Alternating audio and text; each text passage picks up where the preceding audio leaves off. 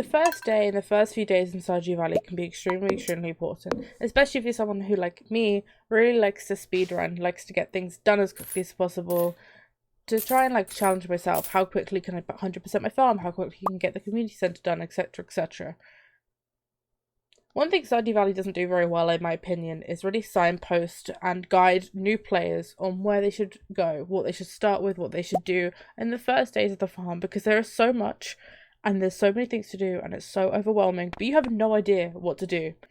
So whether you're a new player, you've played a few times, you're just kind of getting the hang of it, or you want to learn how to start speed running, how to start doing your farm quicker, maybe you're looking for some tips, I thought it'd be really fun to record a series of videos where I show you specific days, specific weeks, and tasks in Stardew Valley that I have found this is my method of just getting through these things quicker and like like speed running fashion, but doing it fast, doing it as quickly and efficiently as I can. Especially for like my first day and like season starts, season ends, I have very specific things that I like to do, almost like a checklist in my head. I've started so many different farms now that I've just kind of formulated my own system, and obviously people can have different systems, people can like different things, but I thought I would show off what I personally do on a series of days. So as you can see, first thing I do is start clearing my farm. I don't do much more than kind of like the little bit of space below the farmhouse. You don't really need to be honest. You can't really afford to at the start of the game. You don't have that much money, so you don't need much space to plant crops, but you just need enough space to plant the crops.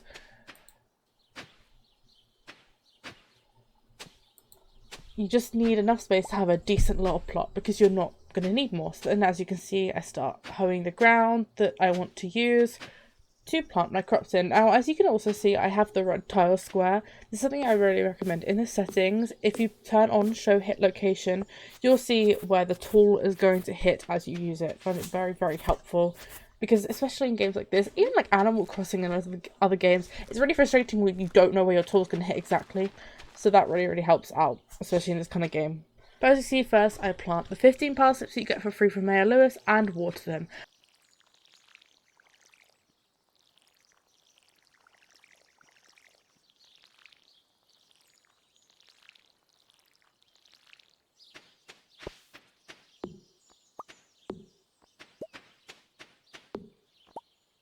And then my next priority is to get a chest. Now, I find it really helpful to have a chest day one, because you've already got so many tools that are filling up your space, but as you're clearing the farm, you'll get loads of stuff. So first thing I always do after planting those crops is cut down some more trees, cut down some of the loose branches, and get a chest. Chests are so important. They are so important.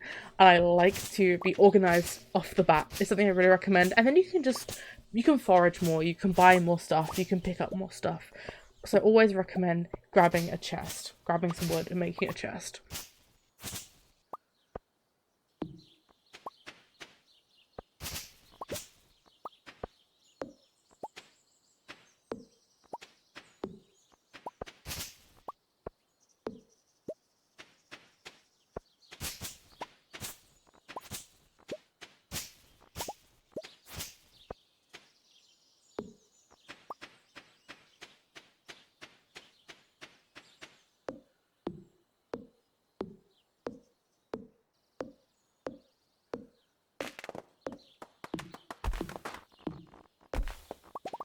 So when I've grabbed enough wood, craft the chest, put it just in front of my house, dump near enough everything in there. Here I put my hoe away. I always bring my hoe with me, because you never know what you're going to find to dig up. There's dig spots all around. And I think I do it later. I forget my hoe and I go back and get it. So always carry your hoe around is my #1 tip.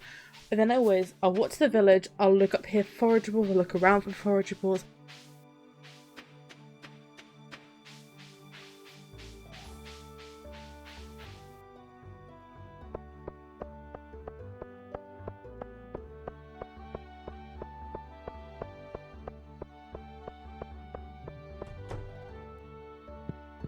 And I always go to Pierre, talk to anyone I see on the way, including Pierre. I always forget to talk to Pierre, so I always go around and see him, and then I'll buy seeds. Now, it depends on my feeling, or depends on my plan for the farm. What I normally do day one is buy literally one of every seed. You have to ship one of every seed anyway for the 100% achievement, but then also by getting the seeds for the community center straight off the bat, you don't have to worry about it later on. You don't have to be like, oh crap, do I have XYZ? Normally I'll do, if I have spare money, which I think you do, I'll either buy an extra one of each seed or I'll buy cauliflowers because Jodie wants a cauliflower. Cauliflowers are good gifts, so I recommend getting loads, but they have a 13-day growth time anyway, so it's not the end of the world if you can't get as many as you can today. And then I'll grab all the seeds that I've bought, check the bins, go see any other people that I can find around, and then I'll head back to the farm to plant them. I always try and talk to as many people as I can because you have the... I got caught checking the bin, I'm sorry Mario, Gus. I always talk to as many people as I can because there is the quest, one of the first quests is the introductions where you introduce yourself to people. So what I'll do is I'll go around looking for things to forage, but also looking for people to talk to introduce, because then you don't have to worry about like finding people, going out of your way to find people. People are kind of just around a lot on the day one, I think, and you're not going to have much energy to do much else, so I find it a really good idea to go and speak to people on day one, as many as you can anyway. Another thing you see me doing as well is checking all of the bins. So the trash bins, they didn't always have stuff in, but there's a decent chance you'll find something in it, but that can range from anything from like gems to gold bars to cookies and food and bread and things, but also you'll get trash, which can be useful later down the line. You can get the trash hat, you can get loads of things in the bins, so I always recommend checking them. However, as you saw earlier, if people want to put something to the bins, they don't like it very much, unsurprisingly. And this is the moment I was like, crap, I don't have my hoe on me, and I think I go back to the beach later to get it, but as you see, I'm walking all the way around just to try and get to as many people as possible. Check as many bins as possible too.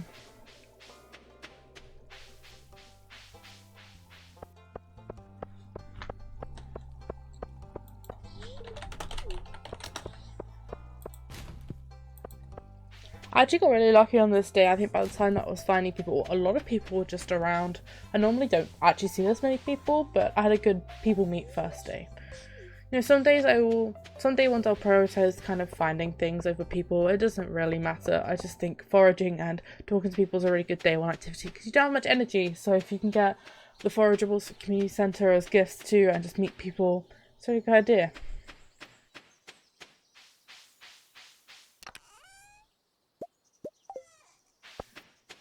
And now I plant the crops that I bought. I tried to do it in like an order. It doesn't really matter, to be honest. You don't need to have all your crops kind of like laid out neatly on this day one because, to be honest, you don't have that many crops. There's no point wasting more energy cleaning up space when you could just put it all next to each other, even if it doesn't look the nicest.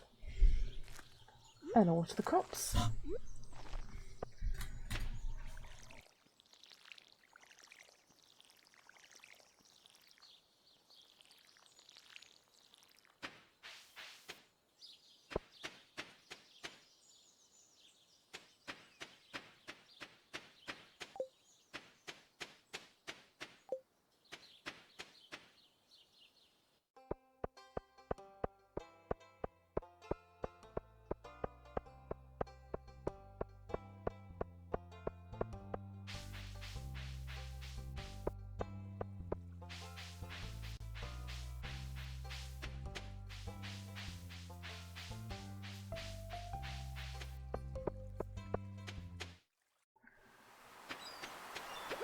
And then I went back to the beach to find the dig spot, and it was just a book, so I was very upset about it.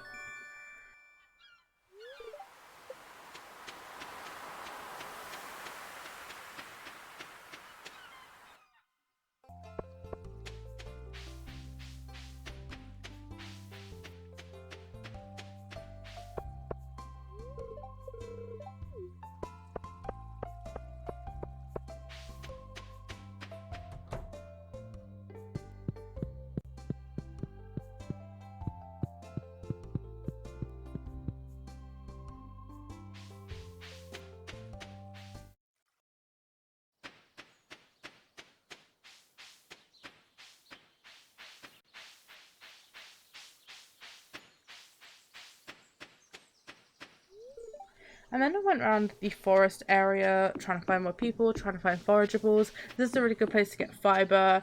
In spring, some spring onions grow down here by the sewers. I didn't get a very lucky day with it, but there's good stuff down here. Always loop around, see what I can find. There wasn't actually that many forageables around on my first day. Thankfully, I did find a fair few of the end of the loop of the forest, but I've like had days where there's been so much more and there's been so much better luck. I like to find forageables and sell them because it gives you a little bit more money.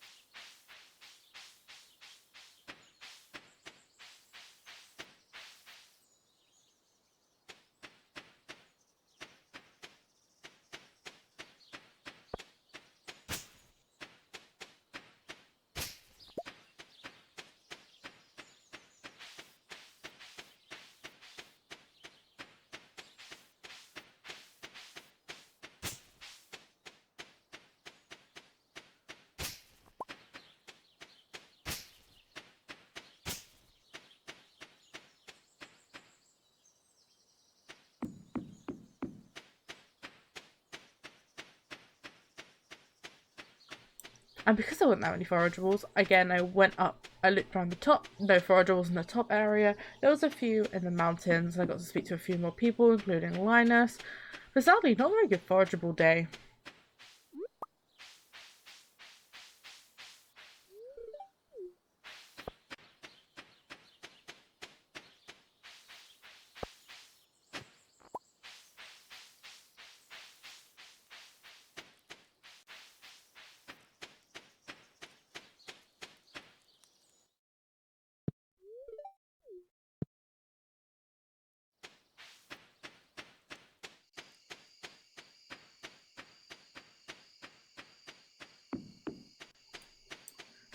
Luckily, I just caught Maru. She's going to her house too. Again, really good people meet day.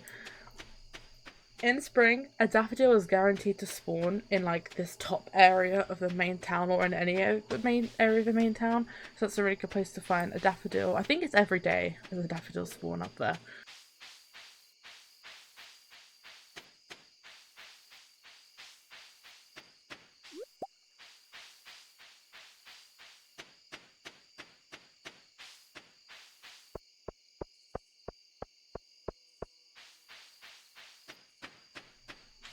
And then I head into the saloon, just try and talk to some more people if I've not met them.